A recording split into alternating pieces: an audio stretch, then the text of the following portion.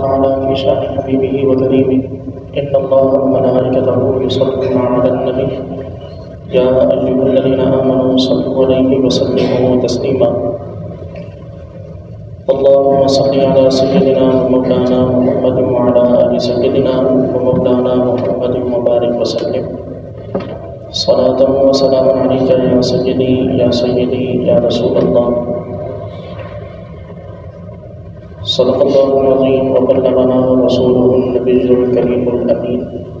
ونحن على ذلك من الشاهدين والشاكرين والحمد لله رب العالمين اللهم رب اشرح لي صدري ويسر لي أمري واحلل عقدة من لساني يفقهوا قولي حمد و ثنا کے بعد محترم اور معزز سامعین کرام، گزشتہ درس میں آپ کے سامنے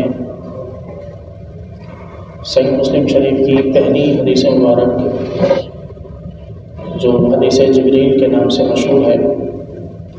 اس کے حوالے سے چند چیزیں آپ کے سامنے ذکر کی گئیں، جن میں انبیاء کرام علیہ السلام، صحابہ کرام رضوان اللہ تعالیٰ علیہ اجمعین اور بزرگان دین کے اسماء مبارکہ لکھنے کے آداب کے حوالے سے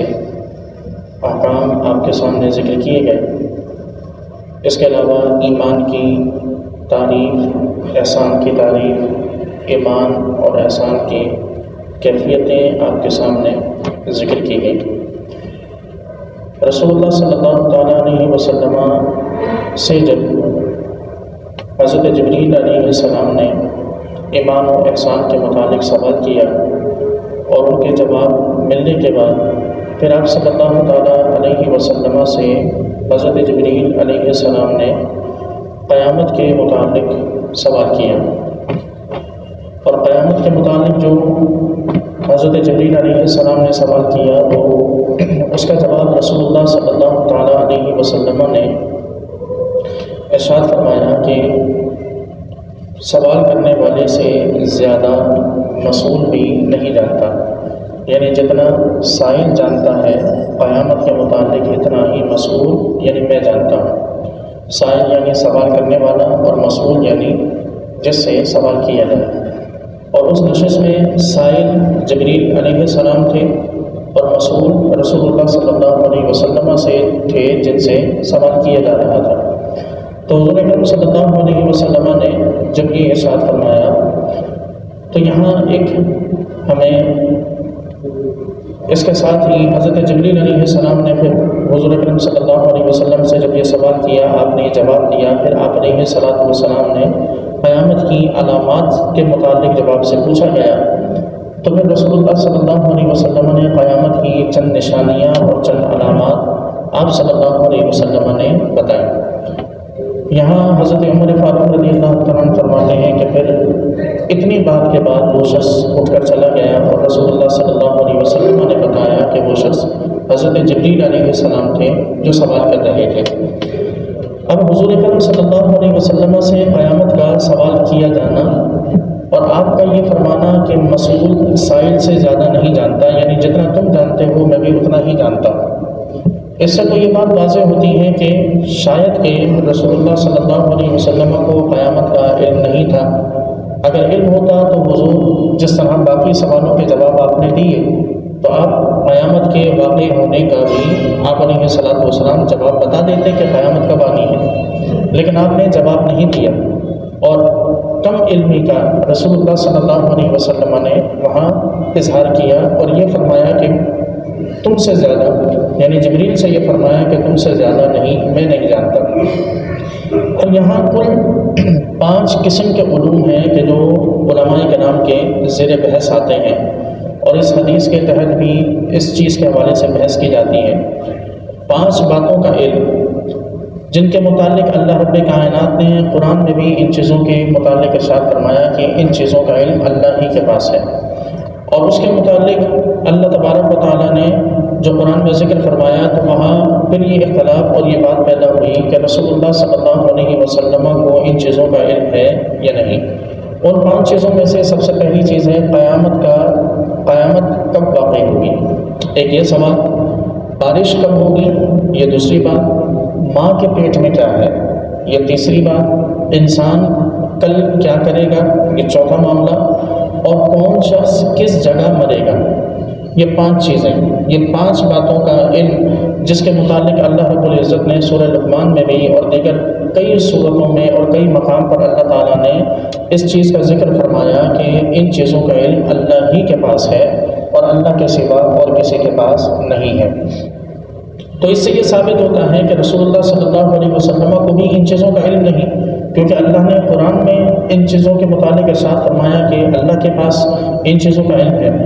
تو یہاں یہ سمجھ لیجئے کہ علماء کرام نے اس حوالے سے یہ واضح کیا کہ رسول اللہ صلی اللہ تعالیٰ علیہ وسلم کو اللہ رب العزت نے ان 5 چیزوں کا علم عطا فرمایا ہے، اور ان 5 چیزوں کا علم اللہ تبارک و تعالیٰ نے رسول اللہ صلی اللہ علیہ وسلم کو اور حضور کے علاوہ بھی رب تعالیٰ نے جن پیغمبروں کو جن رسولوں کو چاہا اللہ تبارک و تعالیٰ نے انہیں علم عطا فرمایا۔ اب اس کی وجہ یہ ہے کہ قرآن میں جہاں اللہ تبارک و تعالیٰ نے اس چیز کا ذکر فرمایا کہ عنده مفاتیح الغیب لا یعلمها الا هو، کہ اللہ ہی کے پاس ہے غیب کی کنجیاں اور اس کے علاوہ کوئی ان چیزوں کو نہیں جانتا، اور جس کا ذکر اللہ تبارک و تعالیٰ نے سورہ لقمان کی آیت نمبر 34 میں رب تعالیٰ نے ارشاد فرمایا کہ اللہ ہی کے پاس ہے قیامت کا علم، وہی بارش نازل کرتا ہے، وہی جانتا ہے جو کچھ رحموں میں ہے یعنی ماؤں کے پیٹوں میں ہے، وہ جانتا ہے، اور کوئی نہیں جانتا کہ وہ کل کیا کرے گا، اور کوئی شخص یہ بات نہیں جانتا کہ وہ کہاں مرے گا۔ اللہ تبارک و تعالیٰ نے فرمایا کہ بے شک اللہ ہی جاننے والا ہے، لیکن اس کے ساتھ فرمایا کہ علیم ان کے ساتھ خبیر کا لفظ فرمایا، لیکن وہ جسے چاہے خبر دینے والا ہے۔ اب یہ چیز بالکل کلیئر ہے کہ رب تعالیٰ نے ان چیزوں کا علم اللہ تبارک و تعالیٰ نے رسول اللہ صلی اللہ تعالیٰ علیہ وسلم کو عطا فرمایا ہے، اور حضور کو ان چیزوں کا علم ہونا یہ کبھی بھی شرک نہیں ہو سکتا۔ یعنی کوئی شخص اگر یہ کہے کہ رسول اللہ صلی اللہ علیہ وسلم اگر یہ چیز بتا دیں کہ آپ صلی اللہ علیہ وسلم کو یہ معلوم ہے، آپ کے کہتے ہیں کہ حضور جانتے ہیں کہ ماں کے پیٹ میں کیا ہے، تو یہی چیز تو اللہ تعالیٰ بھی جانتا ہے، تو دونوں برابر ہو گئے۔ یوں ہی آپ یہ کہیں کہ رسول اللہ صلی اللہ علیہ وسلم جانتے ہیں کہ بارش کب ہوگی، تو یہی چیز اللہ تبارک و تعالیٰ جانتا ہے، تو دونوں برابر ہو گئے۔ آپ یہ کہتے ہیں کہ کون سا شخص کہاں مرے گا، حضور یہ جانتے ہیں اور اللہ تعالیٰ بھی جانتا ہے، اللہ تعالیٰ جانتا ہے اس چیز کو، تو جب رسول اللہ کی جانب نسبت کی جائے گی تو اس کا مطلب یہ ہوا کہ دونوں برابر ہو گئے، معاذ اللہ شرک ہے۔ تو اس کا جواب یہ کہ ہرگز نہیں۔ اللہ تبارک و تعالیٰ نے ان چیزوں کے علم کی جو نفی کی ہے کہ اللہ تعالیٰ کے علاوہ اور کسی کے پاس یہ علوم نہیں ہے، وہ نفی ذاتی طور پر ہے، یعنی اللہ کے بتائے بغیر کائنات میں کوئی شخص ان چیزوں کو نہیں جان سکتا۔ اللہ تعالیٰ کی عطا کیے بغیر، رب تعالیٰ کی خبر دیے بغیر کائنات میں کوئی شخص کتنا ہی بڑا نبی پیغمبر رسول کیوں نہ ہو، اللہ کی عطا کے بغیر، رب تعالیٰ کے بتانے کے بغیر کوئی شخص نہیں جان سکتا۔ اور یہی تو اللہ تعالیٰ نے ذکر فرمایا کہ عالم الغیب، اللہ تعالیٰ سارے غیبوں کو جاننے والا ہے، فلا یظہر علی غیبہ احدا، اور اللہ تبارک و تعالیٰ اپنے غیب کو کسی پر ظاہر نہیں کرتا، لیکن الا من ارتضی من رسول، یہ سورہ جن کی آیت مبارکہ ہے۔ اللہ تعالیٰ نے فرمایا کہ مگر اللہ تعالیٰ اپنے رسولوں میں سے جسے چاہے بتاتا ہے۔ یہ بالکل کلیئر اللہ تبارک و تعالیٰ نے سورہ جن میں فرما دیا۔ یعنی اب یہ کہنا کہ رسول اللہ صلی اللہ علیہ وسلم کے پاس مستقبل کا علم نہیں، حضور کے پاس دیگر چیزوں کا علم نہیں، آپ علیہ الصلوۃ والسلام بارش کے بارے میں نہیں جانتے، اور اس کا استدلال کرنا قرآن کی ایک آیت سے کہ اللہ تعالیٰ نے فرمایا کہ کوئی نہیں جانتا، تو وہیں اللہ تبارک و تعالیٰ کی اس آیت کو بھی سامنے ضرور رکھنا چاہیے کہ جس میں اللہ تعالیٰ نے فرمایا کہ ہاں غیب کے سارے علوم اللہ جانتا ہے اور وہ کسی کو نہیں بتاتا، لیکن الا من ارتضی من رسول، رسولوں میں سے جسے چاہے عطا فرماتا ہے، رسولوں میں سے جسے چاہے وہ خبر دیتا ہے۔ تو حضور اکرم صلی اللہ علیہ وسلم کے علم غیب کا معاملہ ہو یا آپ صلی اللہ تعالیٰ علیہ وسلم کے دیگر چیزوں کے افراد کے بارے میں اور دیگر شخصیات کے بارے میں حضور اکرم صلی اللہ علیہ وسلم کا علم ہو، قیامت کے بارے میں، بارش کے بارے میں، ماں کے پیٹ میں کیا ہے اس کے متعلق علم ہو، تو اللہ تبارک و تعالیٰ نے اپنے رسول صلی اللہ تعالیٰ علیہ وسلم کو ان چیزوں کے علم سے نواز رکھا ہے۔ اچھا، اب کیا دلیل ہے کہ حضور کو ان چیزوں کا پتہ ہے؟ کیا ایسا کچھ ہوا؟ تو یقیناً ایسا ہوا کہ مثال کے طور پر ایک چیز ہے، سب سے پہلی چیز کہ حضور اللہ تبارک و تعالیٰ نے فرمایا کہ قیامت کا علم اللہ کو ہے، یعنی اللہ کے سوا اور کسی کو نہیں۔ تو ہم یہ کہتے ہیں کہ اللہ تعالیٰ نے حضور کو بتایا۔ اب اگر رسول اللہ صلی اللہ علیہ وسلم کو قیامت کا علم معلوم ہے،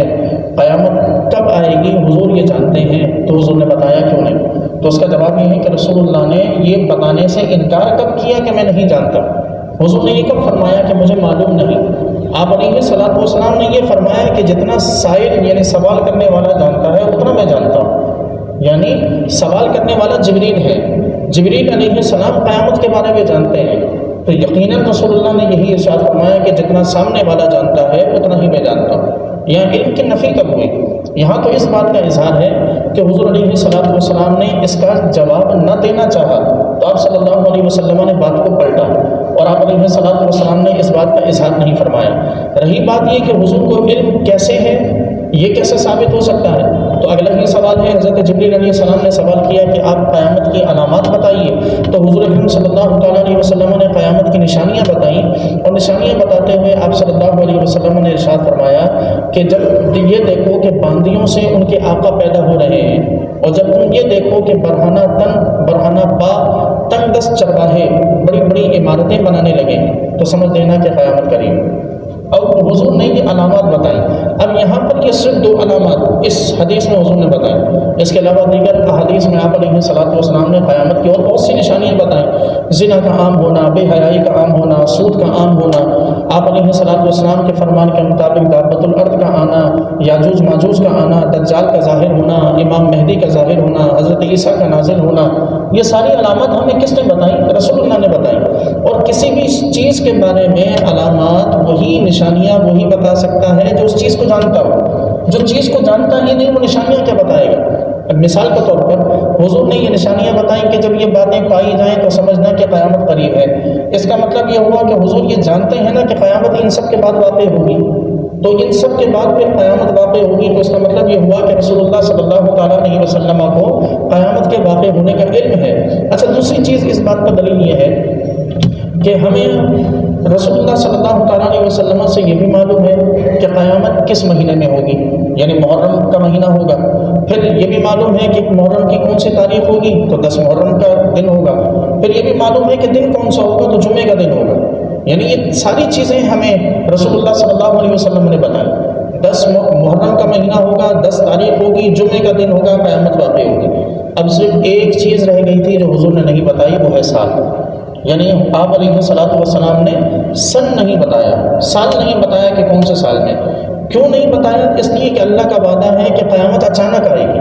اب اگر سال حضور بتا دیتے تو اچانک تو نہ رہتی، پھر تو بچہ بھی کیلکولیٹ کر لیتا اور بتا دیتا کہ قیامت کب آ رہی ہے۔ لیکن اللہ کا وعدہ ہے کہ اللہ نے فرمایا کہ اچانک آئے گی، تو حضور اللہ تعالیٰ کی باتوں کی تصدیق کے لیے آئے ہیں، تکذیب کے لیے نہیں آئے، جھٹلانے نہیں آئے۔ جب اللہ نے فرمایا اچانک آئے گی تو رسول اللہ نے اسے اچانک ہی رکھا ہے، سال نہیں بتایا حضور اکرم علیہ السلام نے، تاکہ لوگوں کے لیے یہ اچانک ہی آئے، لوگوں کو معلوم نہ ہو کہ قیامت کے آنے میں کتنے سال باقی ہیں۔ اچھا، اب یہ دیکھیں کہ حضور چاہتے ہیں تو دن نہ بتاتے، مہینہ نہ بتاتے، آپ علیہ السلام صرف سال بتا دیتے، تو بات تو پھر وہیں آ کر رک جاتی گی کہ آپ سال بتا دیں پھر چاہے مہینہ نہ بتائیں۔ مثال کے طور پر ہمارے یہاں کچھ عرصہ پہلے جو ہے وہ ایک تاریخ اور ایک افواہ اڑائی گئی کہ 2020 میں، پھر 2021 میں، پھر 2022 میں، ہر سال کے تحت یہ چیزیں، یہ افواہیں اڑائی گئیں کہ دسمبر میں قیامت آنے والی ہے، دنیا ختم ہونے والی ہے، دنیا فنا ہونے والی ہے۔ تو یہ تو پھر ہر شخص پورا سال اس سال کو آخری سمجھے گا، اور پھر قیامت اچانک آنے والی نہیں رہے گی۔ تو اللہ تعالیٰ نے فرمایا کہ قیامت جو ہے وہ اچانک آنے والی ہے، اور حضور اللہ تعالیٰ کے فرامین کی تصدیق کے لیے آئے ہیں، تو اس لیے آپ صلی اللہ علیہ وسلم نے ہمیں قیامت کا سال نہیں بتایا، باقی نشانیاں ساری بتا دی، دن بتا دیا، مہینہ بتا دیا، سب کچھ رسول اللہ صلی اللہ علیہ وسلم نے نہیں، سب کچھ بتا دیا سوائے سال کے کہ اللہ رب کائنات کی بات کی تکذیب نہ ہو، رب کائنات کے فرمان کی تصدیق ہو سکے۔ دوسری چیز جو اللہ تبارک و تعالیٰ نے فرمایا کہ لوگوں کو، یعنی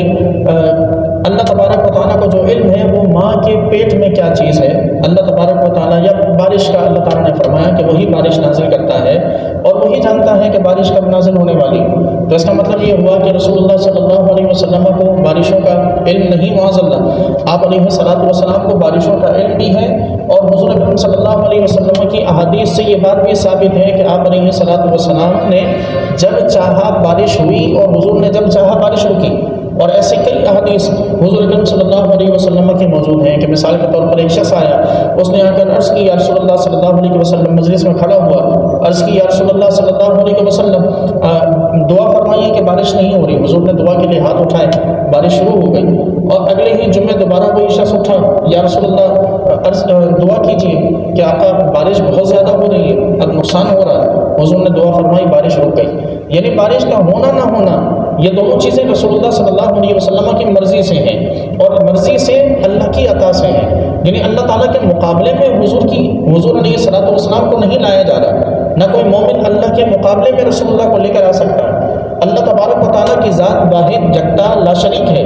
اس کے ساتھ کسی کا کوئی تقابل و مقابلہ نہیں. باقی حضور اکرم علیہ الصلوۃ والسلام کی جو صفات, آپ علیہ الصلوۃ والسلام کے جو کمالات ہیں, وہ سارے کمالات, وہ ساری صفات, وہ ساری خوبیاں اللہ نے عطا فرمائی ہیں, اور اللہ تبارک و تعالیٰ جس کو چاہے جو چاہے کمال عطا فرما دے. پھر اس کے بعد اگلی چیز کا ذکر فرمایا کہ ماں کے پیٹوں میں کیا ہے. تو حضور اکرم علیہ الصلوۃ والسلام سے اس جیسی اور بہت سی احادیث مروی ہیں کہ جن میں آپ صلی اللہ تعالیٰ علیہ وسلم نے جو ہے وہ لوگوں کی ماں کے پیٹوں میں ہونے کا تو بہت دور کی بات, آپ علیہ الصلوۃ والسلام نے اس سے زائد چیزیں حضور اکرم علیہ الصلوۃ والسلام نے ذکر فرمائی, اور نسلوں کی آپ علیہ الصلوۃ والسلام نے خبر عطا فرمائی. یہاں تو موجودہ ماں کے پیٹ کی بات کی جا رہی ہے, آپ علیہ الصلوۃ والسلام نے کس شخص کی نسل سے کون سا شخص پیدا ہوگا حضور نے تو یہ خبریں عطا فرمائی. تو یہ تو اس سے زیادہ حیران کن ہے کہ جو رسول اللہ صلی اللہ تعالیٰ علیہ وسلم نے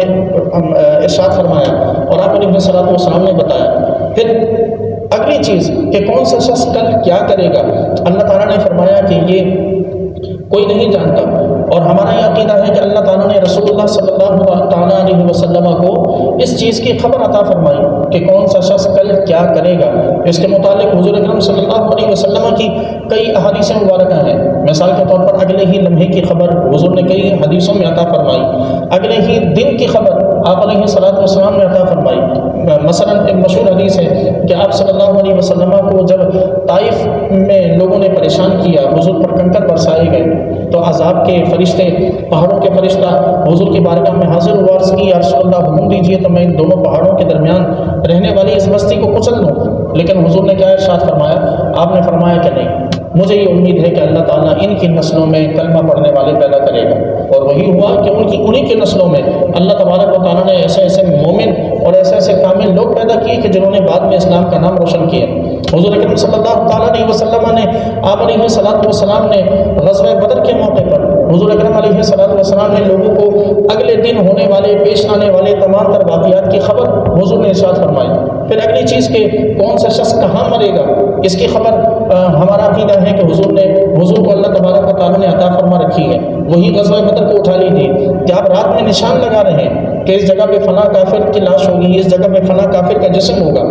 ابھی غزوہ صبح ہونا ہے, آپ علیہ الصلوۃ والسلام رات میں نشان لگا رہے ہیں, اور نشان لگا کر فرما رہے ہیں کہ یہاں فلاں کا جسم پڑا ہوگا, یہاں فلاں کا جسم پڑا ہوگا. اگلے دن حضرت عبداللہ بن مسعود رضی اللہ تعالیٰ عنہ کی روایت ہے کہ اگلے دن جب غزوہ بدر کے بعد ہم نے دیکھا تو جس جگہ رسول اللہ نے جس کافر کا نام لے کر نشان لگایا تھا, ہر کافر کی لاش اسی جگہ پڑی تھی, وہاں سے ہلی نہیں. تو یہ کیا ہے کہ اللہ تعالیٰ جس کو چاہے جتنا چاہے علم عطا فرمائے, اور رسول اللہ صلی اللہ علیہ وسلم کو اللہ تبارک و تعالیٰ نے بے پناہ علوم عطا فرمائے ہیں. اب یہاں حضور اکرم صلی اللہ تعالیٰ علیہ وسلم کے علوم خمسہ کے بعد, یعنی آپ علیہ الصلوۃ والسلام نے قیامت کی علامات بتائیں, آپ علیہ الصلوۃ والسلام نے قیامت کا سن بتایا. تو یہاں اب یہ جو پہلی حدیث مبارک ہے, یہ پہلی حدیث مبارک اور یہ پہلا باب یہاں امام مسلم اس کو مکمل کرتے ہیں. اس کے بعد امام مسلم علیہ رحمہ اگلا باب مانتے ہیں کہ جو نماز کے اسلام کے ارکان میں سے اسلام کے ارکان کے متعلق ہے۔ ارشاد فرماتے ہیں کہ باب بیان صلوات التی ہی احد ارکان الاسلام، باب ان نمازوں کے بارے میں کہ جو اسلام کے ارکان میں سے ہیں۔ اور یہاں رسول اللہ صلی اللہ تعالیٰ علیہ وسلم سے کئی احادیث مبارکہ انہوں نے نقل فرمائی اور حضور کی احادیث مبارکہ روایت فرمائی۔ ان میں سے جو ایک حدیث ہے وہ آپ کے سامنے میں پڑھتا ہوں کہ آپ امام مسلم علیہ رحمہ فرماتے ہیں کہ ہم سے حدیث بیان کی طلحہ بن عبید اللہ نے، وہ بیان کرتے ہیں کہ رسول اللہ صلی اللہ تعالیٰ علیہ وسلم قتیبہ بن سعید بن جمیل نے، انہوں نے ان سے حدیث بیان کی، عبداللہ بن ثقفی نے ان سے حدیث بیان کی، مالک بن انس نے، اور وہ کہتے ہیں کہ ہمارے سامنے ابو سہیل نے اس روایت کو پڑھا اور وہ کہتے ہیں کہ ہمیں ایک شخص آیا حضور اکرم صلی اللہ علیہ وسلم کی بارگاہ میں جو نجدی تھا، نجد میں سے ایک شخص آیا آپ علیہ الصلوۃ والسلام کی بارگاہ میں، بال اس کے بکھرے ہوئے تھے اور وہ حضور اکرم صلی اللہ علیہ وسلم کی بارگاہ میں حاضر ہو کر سرگوشی کرنے لگا۔ کہتے ہیں کہ ہمیں کچھ سمجھ میں نہیں آ رہا تھا، ہم اس کی آواز کی گنگناہٹ کو تو سن رہے تھے لیکن سمجھ میں نہیں آ رہا تھا کہ وہ کیا کہہ رہا ہے۔ کہتے ہیں کہ وہ رسول اللہ صلی اللہ علیہ وسلم کے قریب مزید یعنی اپنی زبان سے وہ کہتے کہتے حضور کے قریب مزید پہنچا اور پھر تب جا کے ہمیں پتہ چلا کہ وہ حضور سے پوچھ رہا ہے کہ اسلام کیا ہے۔ آپ علیہ الصلوۃ والسلام نے ارشاد فرمایا فقال رسول اللہ صلی اللہ علیہ وسلم 5 صلوات فی الیوم واللیلہ، آپ علیہ السلام نے فرمایا کہ 5 نمازیں ہیں دن اور رات میں۔ پھر اس نے عرض کی فقال، اس نے کہا حل علی غیرہن، کیا مجھ پر ان 5 نمازوں کے علاوہ بھی کچھ لازم ہے؟ فقال لا، حضور نے فرمایا کہ نہیں۔ پھر اس شخص نے عرض کی، آپ صلی اللہ علیہ وسلم نے ارشاد فرمایا کہ نہیں، البتہ تم نفلی نمازیں پڑھ سکتے ہو۔ پھر فرمایا آپ علیہ السلام نے وصیام شہر رمضان، کہ رمضان کے روزے ہیں۔ اس نے عرض کی حل علی غیرہ، کیا مجھ پر اس کے علاوہ یعنی فرض روزوں کے علاوہ بھی کچھ ہے؟ فقال لا، حضور نے فرمایا کہ نہیں، الا ان تطوع، مگر یہ کہ تم نفلی روزے رکھو۔ وذکر لہ رسول اللہ صلی اللہ علیہ وسلم الزکوٰۃ، پھر حضور نے زکوٰۃ کا ذکر فرمایا تو اس نے پھر دوبارہ عرض کی یا رسول اللہ کیا اس کے علاوہ بھی مجھ پر ہے؟ قال لا الا ان تطوع، کہ فرمایا کہ نہیں ہاں اگر تم نفلی صدقہ دو۔ پھر آپ وہ شخص چلا گیا اور وہ یہ کہتا ہوا جا رہا تھا کہ واللہ لا ازید علی ھذا ولا انقص من، کہ خدا کی قسم میں نہ اس میں اضافہ کروں گا نہ میں اس میں کوئی کمی کروں گا۔ تو آپ علیہ الصلوۃ والسلام نے ارشاد فرمایا کہ افلح ان صدق، اگر یہ شخص سچا ہے تو پھر یہ کامیاب ہے اور کامیاب ہو گیا۔ اب یہاں حدیث مبارک میں رسول اللہ صلی اللہ تعالیٰ علیہ وسلم نے بنیادی اسلام کے ارکان کا ذکر فرمایا جن میں نماز، روزہ اور زکوٰۃ کا اس حدیث میں ذکر ہوا۔ نماز میں جو دن اور رات میں جو نمازیں جو فرض ہیں ہم پر، وہ 5 نمازیں جو عموماً ہمارے ہاں جن کے نام لیے جاتے ہیں، جو نمازیں ہمارے ہاں پڑھی جاتی ہیں، یہی 5 نمازیں فرض ہیں۔ اب یہاں مسئلہ یہ ہے کہ رسول اللہ صلی اللہ تعالیٰ علیہ وسلم سے اس شخص نے یہ عرض کی کہ کیا اس کے علاوہ مجھ پر کچھ لازم ہے؟ حضور نے فرمایا کہ نہیں۔ مسئلہ یہ ہے کہ ہمارے ہاں کچھ نمازیں ایسی بھی ہیں کہ جو واجبات کے زمرے میں مشہور ہیں۔ مثال کے طور پر حضور نے 5 نمازوں کا ذکر فرمایا، ان میں جمعہ نہیں ہے۔ آپ نے 5 نمازوں کا ذکر فرمایا، ان میں عید کی نماز نہیں ہے۔ آپ نے 5 نمازوں کا ذکر فرمایا، اس میں وطر کی نماز نہیں ہے۔ تو یہ تو آپ علیہ الصلوۃ والسلام نے 5 نمازوں کا تذکرہ فرمایا، اس کے علاوہ باقی نمازوں کے بارے میں حضور نے فرمایا کہ لا، کہ نہیں۔ تو اس کا مطلب یہ ہوا کہ باقی کی جو ہم نمازیں پڑھتے ہیں تو ان کا حکم اور ان کا معاملہ کہاں سے ثابت ہے؟ اور کوئی شخص اٹھ کر یہ بھی سوال کر سکتا ہے کہ پھر وطر کی نماز واجب نہیں ہونی چاہیے، عید کی نماز فرض نہیں ہونی چاہیے، جمعے کی نماز ضروری نہیں ہونی چاہیے، کیونکہ حضور نے تو 5 نمازوں کا تذکرہ فرمایا۔ تو اس کا جواب یہ ہے کہ رسول اللہ صلی اللہ تعالیٰ علیہ وسلم کی صرف یہ ایک حدیث نہیں ہے، حضور کی اور کئی احادیث ہیں کہ جن سے اور نمازوں کا ثبوت ملتا ہے۔ مثلا آپ علیہ الصلوۃ والسلام نے وطر کی نماز کے متعلق حضور نے ارشاد فرمایا کہ تم میں سے اگر کوئی شخص سوتا رہ جائے اور اس کی وطر کی نماز رہ جائے، حضور نے فرمایا کہ جب وہ صبح بیدار ہو تو نماز پڑھ لے۔ تو یعنی وطر کی نماز قضا کرنے کا حکم ہے۔ اب جب قضا کرنے کا حکم ہے تو قضا صرف واجب عبادت کی ہوتی ہے، قضا نفلی عبادت کی نہیں ہے، واجب عبادت کی قضا ہوتی ہے۔ آپ جب وطر کی نماز کی قضا کا حکم دے رہے ہیں تو اس کا مطلب یہ ہوا کہ وطر کی نماز واجب ہے۔ پھر حضور اکرم صلی اللہ علیہ وسلم سے عیدین کی نمازوں کے متعلق آپ صلی اللہ تعالیٰ علیہ وسلم کی احادیث موجود ہیں کہ جن میں حضور اکرم صلی اللہ تعالیٰ علیہ وسلم نے عیدین کی نماز کا پڑھنے کا حکم ارشاد فرمایا، اور حضور کا حکم یہ یقیناً چیزوں کو واجب اور لازم کرتا ہے۔ پھر آپ علیہ السلام نے جمعے کی نماز کے متعلق جو وعیدیں حضور نے ذکر فرمائی کہ مثال کے طور پر کوئی شخص اگر 3 جمعے لگاتار چھوڑ دے، حضور نے فرمایا کہ اس کا ایمان خطرے میں ہے، یہ حدیث کا مفہوم ہے۔ تو اس کا مطلب یہ ہوا کہ جمعے کی نماز بھی ضروری ہے اور ضروری چیز واجب ہوا کرتی ہے۔ تو یہ اور دیگر احادیث ہیں کہ جن سے یہ نمازیں ثابت ہوتی ہیں۔ باقی یہ کہ یہاں آپ علیہ السلام کا یہ فرمانا اور اس شخص کا یہ کہتے ہوئے جانا کہ میں علم میں کوئی اضافہ نہیں کروں گا، میں علم میں کسی قسم کی کوئی کمی نہیں کروں گا، اور حضور کا یہ فرمانا کہ اگر وہ ایسا ہے تو کامیاب ہے، تو اس پر پھر ایک اور چیز، ایک سوال پھر یہ پیدا ہوتا ہے کہ آیا کوئی شخص جو صرف فرض نمازیں پڑھے اور واجب نمازیں پڑھے، نفل نہ پڑھے، سنتیں نہ پڑھے، تو آیا ایسا شخص کامیاب ہوگا یا نہیں؟ کیونکہ یہاں اس شخص نے یہی کہا کہ میں علم میں اضافہ نہیں کروں گا، یعنی آپ نے 5 نمازیں بتائیں تو میں 5 نمازیں ہی پڑھوں گا، میں ان میں اضافہ نہیں کروں گا۔ تو مطلب یہ ہوا کہ پھر نوافل ضروری نہیں ہے، نہ پڑھے جائیں تو وہ انسان کو نقصان نہیں دیتے، یوں ہی سنتیں نہ پڑھی جائیں تو انسان کو نقصان نہیں دیتی۔ تو اس کا مطلب ہرگز یہ نہیں ہے، بلکہ اس کا معنی اور اس کا مفہوم یہ ہے کہ اس شخص کا یہ کہنا کہ یا رسول اللہ جتنی نمازیں یعنی جو آپ نے بتایا اتنا ہی میں کروں گا، اس میں کمی نہیں کروں گا۔ مطلب یہ کہ آپ نے جو نمازیں شریعت میں 4 رکعتیں ہیں وہ میں 4 ہی پڑھوں گا، ان میں کمی نہیں کروں گا، یعنی 3 نہیں پڑھوں گا، اور زیادتی نہیں کروں گا، یعنی میں 4 ہی پڑھوں گا، 5 نہیں کروں گا۔ تو یہ کمی اور زیادتی سے مراد یہ ہے کہ جتنی شریعت نے چیز کو مقرر کیا اس کو اتنا ہی پڑھنا یہ کامیابی کو ضامن ہے۔ اور اگر اس سے وہ بھی مراد لیا جائے کہ یہ کہنا کہ نوافل نہ پڑھے جائیں، تو یہ یاد رکھیں کہ فرض کا جو معاملہ ہے وہ الگ ہے اور نوافل کا معاملہ الگ ہے۔ فرض جو عبادات ہیں اگر کوئی بندہ کم سے کم